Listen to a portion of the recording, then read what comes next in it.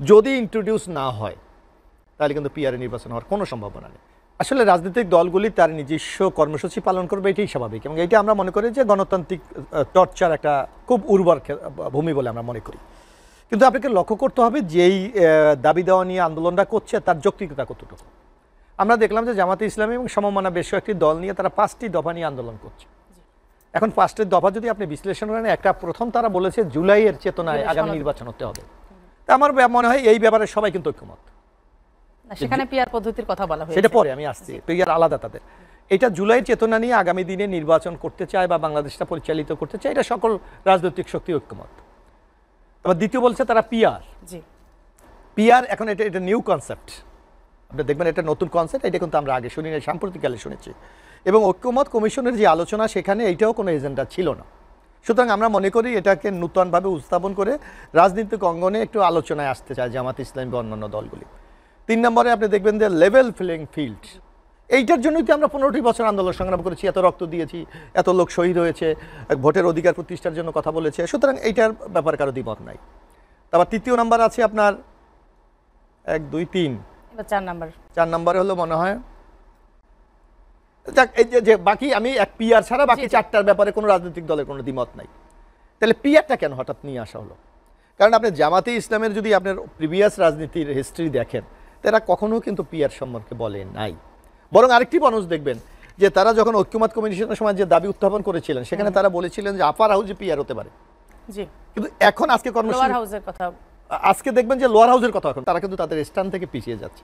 এর অর্থ এটা দুইটা হতে পারে আমি মনে করি আজ রাজনৈতিক কর্মী হিসাবে। একটা হলো দলকে চাঙ্গা করা, কারণ এর আগে কিন্তু তারা ইন্ডিভিজুয়াল ইলেকশন করে খুব ভালো রেজাল্ট করতে পারেনি। আপনি দেখবেন এরা এক সময় সব বিএনপির সাথে রাজনৈতিকভাবে জোট করে কিন্তু নির্বাচন করেছে। 1996 সালে তারা আলাদা নির্বাচন করে কিন্তু মাত্র 3টি আসনে বিজয় হয়েছিল। এবার তাদের জন্য একটা বিরাট চ্যালেঞ্জ, বিএনপি আগেই ডিক্লেয়ার করে দিয়েছে যে জামাতের সাথে আমাদের এবার কোনো পলিটিক্যাল ইলেকশনের কোনো অ্যালায়েন্স হবে না। সুতরাং জামাত বুঝতে পারছে যে আগামী নির্বাচনে তাকে একাই ফাইটটা করতে হবে। এই কারণে হয়তো জনগণের দৃষ্টি আকর্ষণ করার জন্য এই কর্মসূচি নিতে পারে। কিন্তু সামগ্রিকভাবে আমি যে কথাটা বলতে চাই সেটা হলো, আপনি দেখবেন ইতিমধ্যে আমাদের নির্বাচন কমিশন এবং সরকারের পক্ষ থেকে স্পষ্ট বলে দিয়েছে যে বর্তমান গভর্নমেন্ট যে কনস্টিটিউশন আছে, কনস্টিটিউশনের অধীনে এই নির্বাচন এবং সরকার পরিচালিত হচ্ছে। আমাদের কনস্টিটিউশনে বর্তমানে পিআর নামে কোনো সিস্টেম নেই।